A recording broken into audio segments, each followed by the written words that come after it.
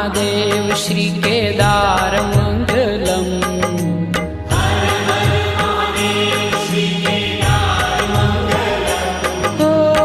त्रिपुरहर त्रिलोकी आधार मंगलम।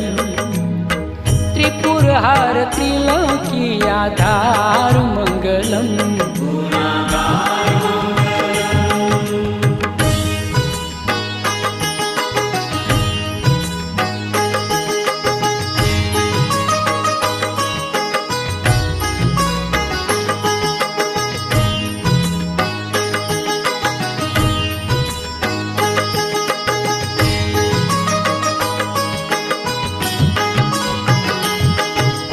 कोष्मेश्वर देवादिदेव मंगलम।